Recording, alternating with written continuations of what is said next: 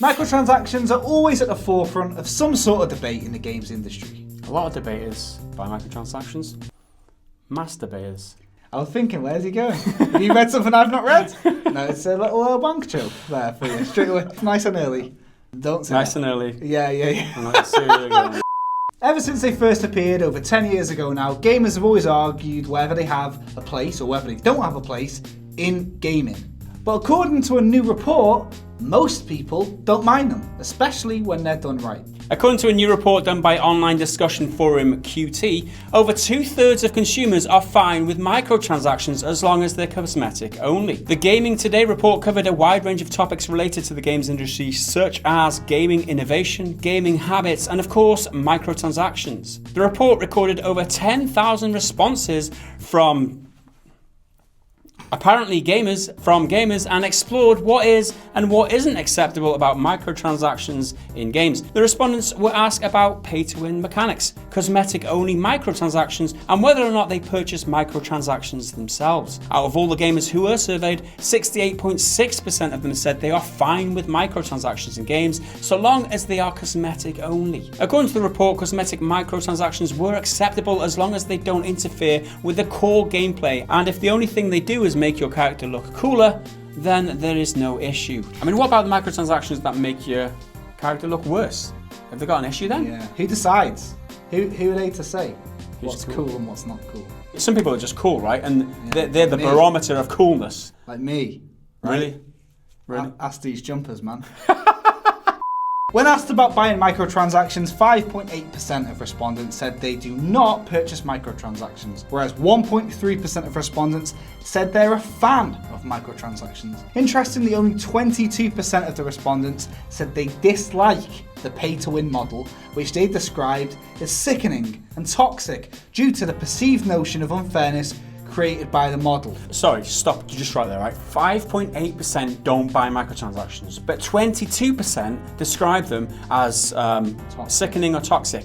So that means 16.2%. If those two categories overlap, they don't have to, but if they do, then still some people find microtransactions toxic and sickening, but still fucking buy them.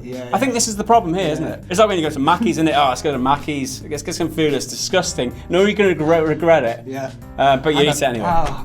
Another interesting tidbit is only 2.4% of the respondents said they would prefer to buy all extra content up front. Now, the way that we're interpreting this is that 2.4% of people who play and buy microtransactions would prefer to buy them all outright up front. Give it me all now. 2.4% of players would rather buy all microtransactions. Just get the developer to put the microtransactions as a part of the game, as an unlock in the game like they used to do, rather than siphoning it off. Why would you agree to buy that? You want to buy all microtransactions? This is, I don't know. Isn't it? This is the whales. This is the way. Is it? I think it's the people in the middle who are kind of, they don't agree with it, or they might kind of half agree with it, but they buy it anyway. It's like, don't buy it anyway. Stick to your principles. Wales are going to be Wales. Don't be the 2.4%. It's also worth mentioning 71% of respondents said they felt gaming was good value for money and they enjoy their gaming time, whereas 9% said they think gaming is not good value for money.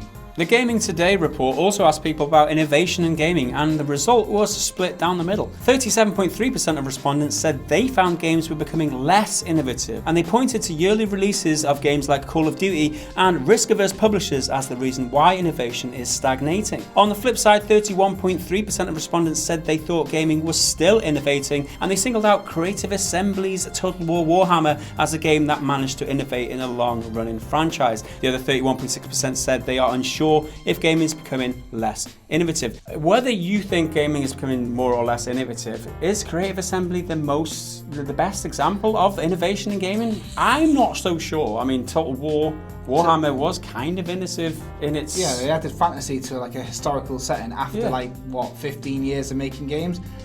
I don't know. I'm sure there's better examples out there, but I just can't think of innovation. They're talking about innovation stagnating when it comes to Call of Duty, and we can talk about Ubisoft, we can talk about EA. I mean, what are they trying to do other than take money off your microtransactions wise and just rehash the same games over and over again? FIFA, same game every fucking year. Assassin's Creed, although they've talked about not doing a yearly iteration. That aside, in indie gaming, that's where the innovation is happening. You think about games like Kingdom Come Deliverance. You might not like it, but it does some things in a new way, like the battle mechanics. Oh yeah, it's like what's For Honor, and it's like this, and like that. It's not like anything else. It's not ripped anything else off. It's a totally new battle system, and the progression system as well. The way that it does realism in an RPG, it's not been done before like that, and not in this age, that's for sure. There is in the 15th century. Exactly. Yeah.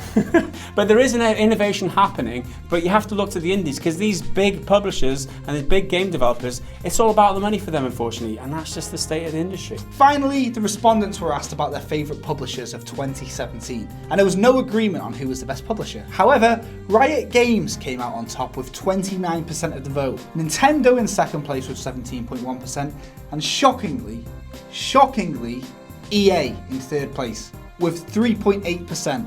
Quite a drop off from Nintendo there.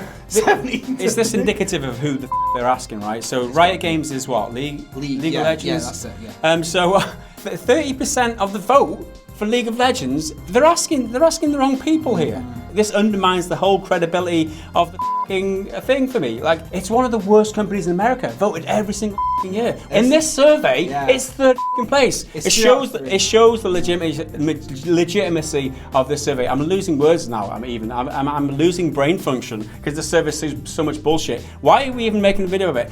I don't know. Ripping it apart. Who is in this comment section defending EA? No one. We're all just going to be in there. QT, more like shitty. Don't believe everything you read, just question everything, right? Look at the fine print, look at some of the details and pick it. Is this really true? EA third place? That. So there we go. We was going to do a nice story about a survey, and then when we were reading it, we were like, wow, this story's a load of rubbish. But we're going to do it anyway and see what the comment section's got to say about it, because we love our community. That's that. Leave a comment down below to let us know what you thought of this great survey. Remember to like the video if you enjoyed it. Remember to subscribe. There's more content just here on the screen. It's also our Patreon, if what we say now, if you're pretty good. See you guys next time. Bye for now.